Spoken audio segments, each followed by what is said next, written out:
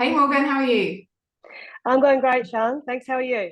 Good, I'm good. Thank you so much for taking the time to pop on and do this experiences interview with me.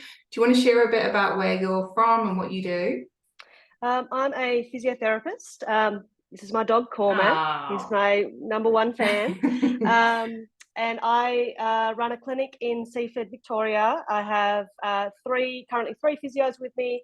I'm getting a fourth person starting next year, which is really exciting. And I have five myotherapists working with me as well as, and on top of that, I've got three admin staff.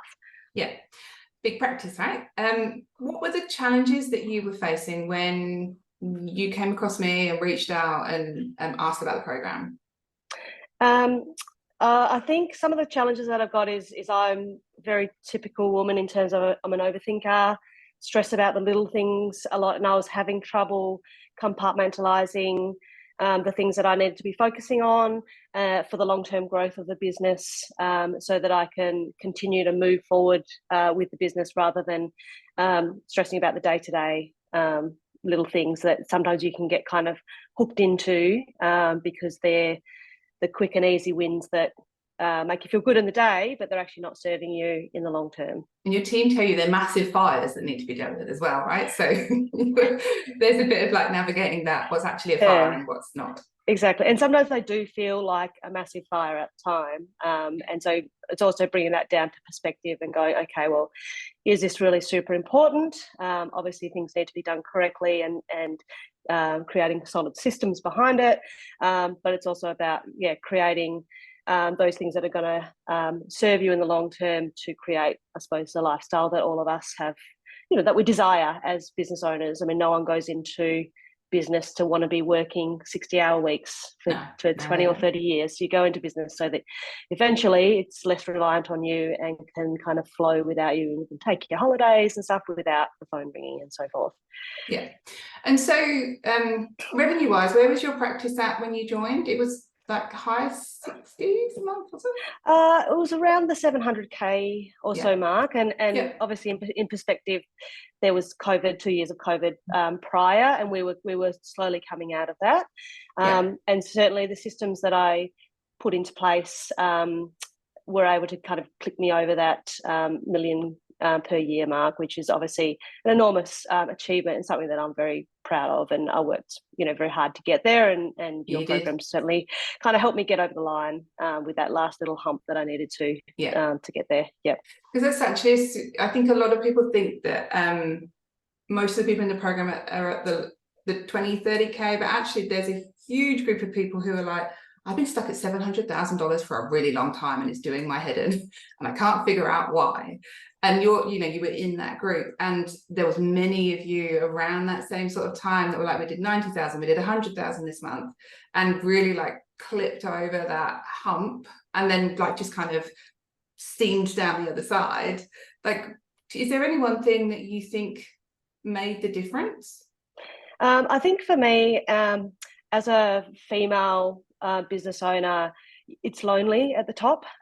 You feel like all the other female business owners are often only working part-time, or they're a bit part business that's, it's the extra income for the family. Yeah. Whereas I felt really, I think lonely is the right word, because I Yeah. didn't really feel like I had many other women that were around me who were of the same attitude, where like I really do want and expect my business to be successful, and I want to have a team working alongside me and create that loving, caring space for my team. And so for me, it felt great to meet some other ladies who are allied health professionals in the same boat as me in terms of culture and potential for revenue, and the same stresses in terms of Yeah. it's a highly skilled workforce, that it's hard to find staff. So it was really nice to have, I suppose, some comrades who I could bounce ideas off, and they're actually relevant ideas, because sometimes you speak to other Mm-hmm. business owners, and if they're like a product-based business, for example, like it's just they don't understand the stresses that we have as allied health professionals. It's really different. Really They different. wouldn't have a clue. Yeah, Or they're in the same space but are suggesting things that you're like, that just doesn't align with how I want to do business at all. And I know that absolutely. you'd had a bit Yeah. of that experience as well prior, hadn't you? Yeah, so I'd been to a few business coaches before. I'm very open to learning, and I'm always wanting to better myself.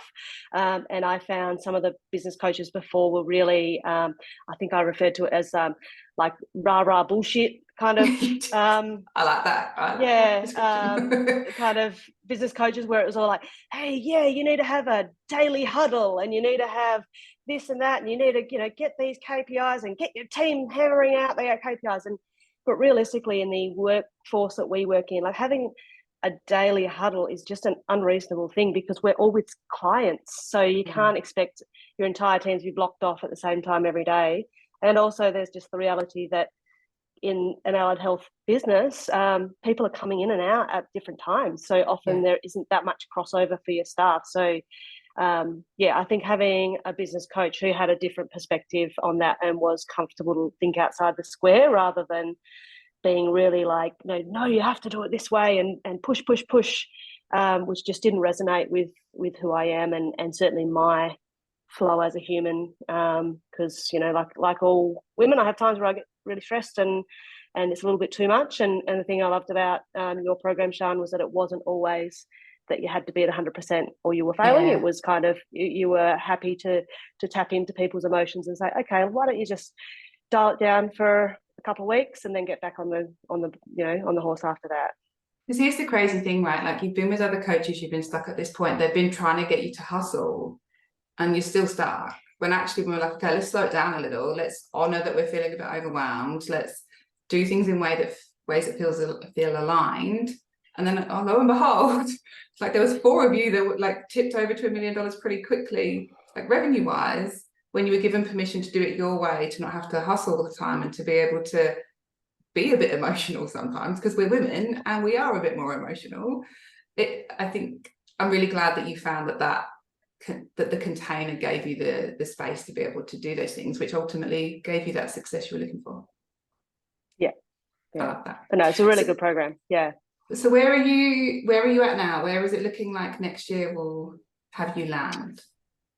To be honest, I've kind of just been motoring along since I finished your program a few months ago. So I haven't made any huge jumps in the few months since, but I've kind of been focusing a little bit more on my personal health and having more time to myself and that kind of stuff. So I'm hoping with my new staff member starting next year that I will be able to hopefully step up revenue again, and I suppose just continue to roll forward, and also just refine the methods that I've got in terms of training my staff, because that's always been one of the things that I pride myself on, is that staff come into my clinic and they're getting very well looked after in terms of their hands-on training that they all get, so that my staff can flourish, and I don't have to micromanage them.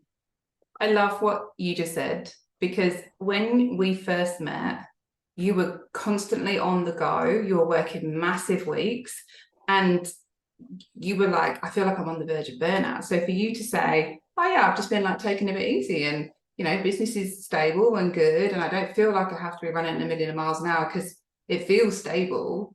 So I've been taking some time to rest. It's massive. Like, that excites me almost more than you telling me you hit that $1 million revenue, because what's the point of making all the money if you kill yourself in the process, right? So I love exactly that. Right. Yeah. I love that. Anything else you'd like to add that we haven't covered? No, just that your program's really well set up. It's very focused on the individual, and the other ladies who are there are really great in terms of becoming a team, which I think is what a lot of people are wanting when they join a program like this, is they're also wanting a team and have other people to bounce ideas off. So it was just a really, really great group of ladies who were all committed to growth and in the same boat. So it was lovely to have that group of ladies to connect with. Yeah, I agree. They're a good bunch of ladies.